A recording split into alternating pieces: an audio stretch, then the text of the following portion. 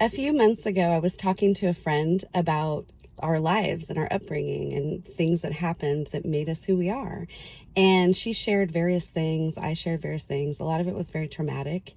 And I was very matter of fact the way I told her about it. But there was one thing that came up that ended up mentioning, to my surprise, with so much pain that surfaced because it took me back to where I was at that time when I remembered it.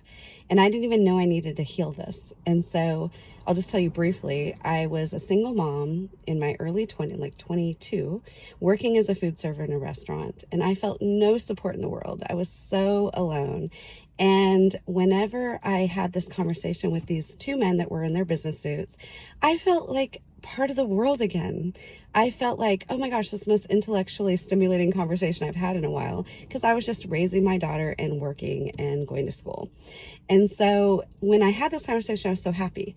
But one of them asked for change. I didn't have change. I went to the bartender, got change, and gave him what he gave me. Didn't think a thing of it. I was just still flying high about the conversation. But then it turned out the bartender gave me fives, a 10 and two fives. And then one of them accused me of trying to get a higher tip. Can you imagine, over $5? What a joke. But anyways, I didn't think about it. It wasn't intentional. I had no clue, but it was like an affront to my integrity.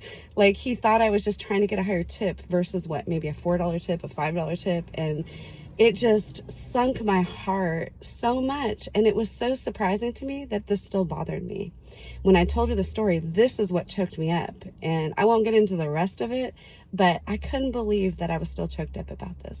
And this is how we are, because we all have hurts. If you're alive, you've been hurt.